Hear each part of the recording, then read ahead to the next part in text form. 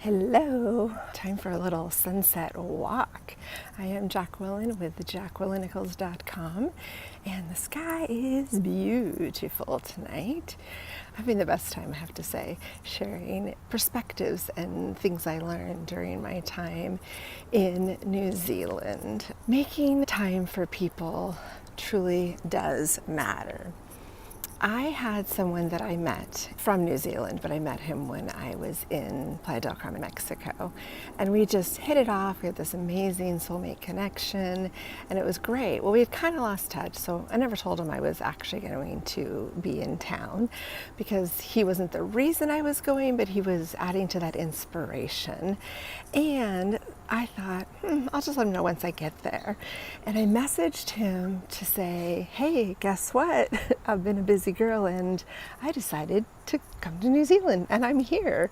And it was so incredibly funny because as I am telling him this, I get a response back. Oh, okay, you're here. What? Hold on.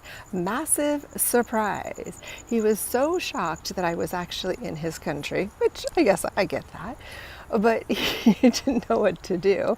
And eventually, like the next day, he left me a message with a very nervous voice. So nervous messaging, nervous voice. And it's like, oh, you seem pretty cool and chill when we would talk in person, but now I'm actually in your country and you don't know what to do. We went back and forth on a couple messages. He was always asking, what am I up to? How long am I going to be around?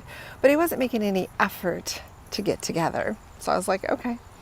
We all know if somebody really wants to see you, they're going to make time to get together. We didn't get together. I know I'm only like 20 minutes away from him.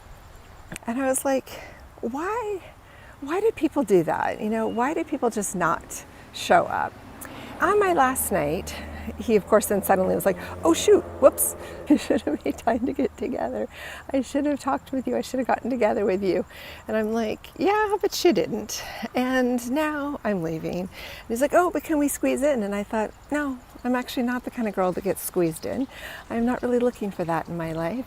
I'm looking for somebody who thinks it's worth it to make a little bit of time. There were plenty of other people that were happy to make time to get together. My last night in Auckland, before I was leaving, I had this thought come over me and I was like, I'm here 20 miles away, just very easily accessible. And I'm about to leave and go back 7,000 miles. And his response was, hey, well, let's catch up. Let's do a video chat soon. And I just stopped and I paused and I was like, this is the problem with our world right now. We are so caught up in technology, we forget to sometimes appreciate the person who's right there, not always letting technology be it. And as a traveler, I value in-person time so much because I don't get a lot of it with my friends and loved ones and even my business clients. So when I get a chance to have it, I really appreciate it. It's a crazy world we live in when technology ends up winning and we focus more on letting technology get the time instead of making time for face-to-face in person. There's nothing as good as a real hug. There's nothing as good as a real conversation with somebody that we care about, that we know, our friend. And I think it's so important that we stop and remind ourselves of this because we can get so caught up in how easy it is to FaceTime. We can send messages on WhatsApp and the videos are great and we can control our environment, but there's still nothing as delicious and wonderful as a conversation, cheering glasses together, sharing a dessert, taking a walk with somebody that lives thousands and thousands of miles away, but happens to be in your town. Usually when I say I've arrived somewhere, people show up, they want to go out. So I was a little thrown off, but what it taught me and reminded me is that I, myself, am genuinely going to make more of a point to be in person with people.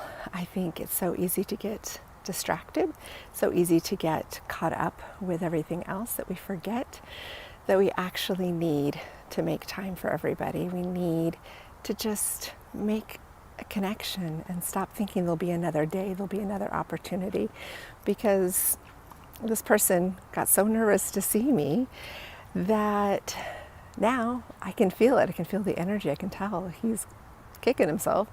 But I'm now 7,000 miles away, too late to get that conversation and realization that you can't take people for granted. So what are your thoughts about this? Getting together in person or continuing to let technology win?